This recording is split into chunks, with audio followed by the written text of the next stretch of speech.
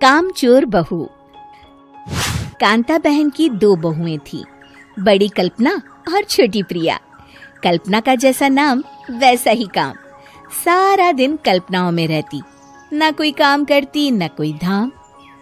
अरे कल्पना बहू, जरा अच्छी सी चटनी पीस दे, आज कुछ मजेदार खाने का मन है।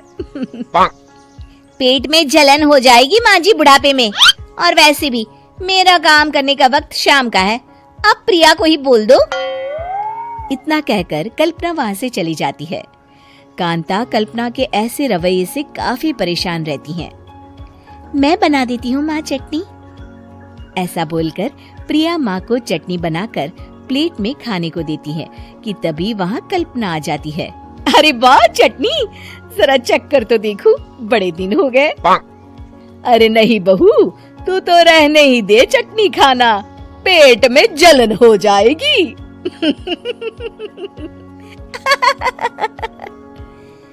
इतना कहकर कांता और प्रिया दोनों हंसने लगते हैं।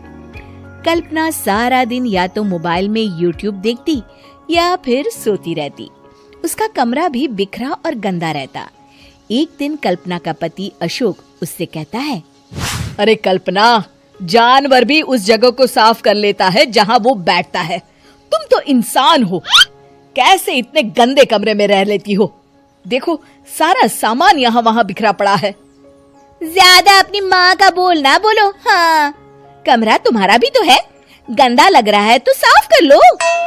पता नहीं तुम्हारे साथ मैं कैसे जिंदगी बिताऊंगा। इतना कहकर अशोक वहां से चला जाता है। कल्पना बस खाना खाने कमरे से बाहर आती और फिर से कमरे में चली जाती।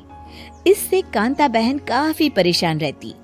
एक दिन प्रिया कांता से कहती है, माँ, मैं सारा दिन काम करके थक जाती हूँ, आप कल्पना दीदी से कहिए ना कि सुबह और शाम का काम बांट ले।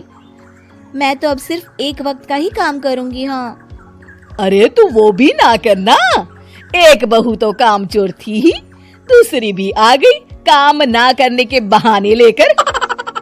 तभी वहाँ प्रिया का पति रमेश आ जाता है। माँ, मैं देख रहा हूँ भाभी कोई काम नहीं करती, प्रिया सारा दिन घर और रसोई का काम करती है, अब कुछ करो ना माँ। कांता मन में कुछ सोचती है और कल्पना के पास जाती है। कल्पना फोन पर मेकअप करना देख रही होती है। कल्पना, तुम सारा दिन बस मोबाइल देखती हो, घर का कोई काम भी कर लिया करो। प्रिया सारा दिन काम करके थक जाती है।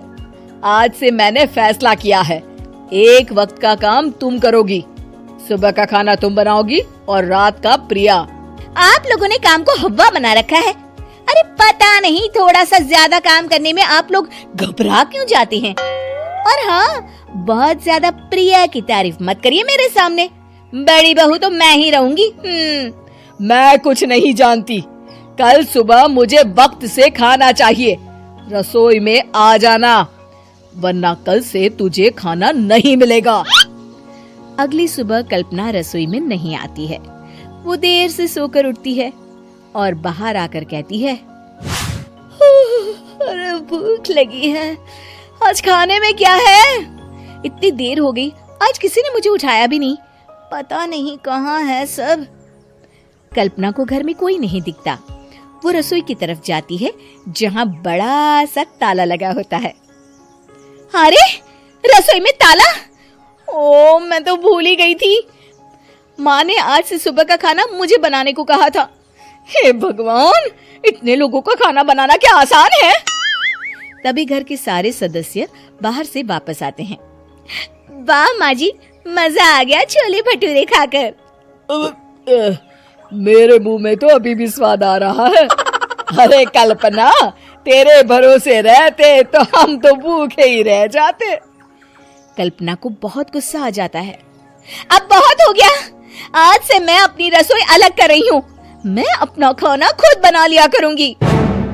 कल्पना अपनी रसोई अलग कर लेती है, पर आए दिन उसका देर से उठना और काम न करने की आदत से वो भूखी ही रह जाती थी। उसी के सामने घर के लोग अच्छे अच्छे पकवान खाते और कामचोर कल्पना को जैसे तैसे ही खाना बनाकर खाना पड़ता। पर एक दिन तो हद ही हो गई। माँ, दीदी आज सुबह से कमरे से बाहर नहीं निकली, हमें जाकर देखना चाहिए। सो रही होगी कामचोर कहीं की, पर तुम कहती हो तो चलो देख लेते हैं उसे। कल्पना कमरे में पेट पकड़कर बैठी होती है। हाय मेरा दर्द, पेट दर्द के मारे मर रही हूँ मैं।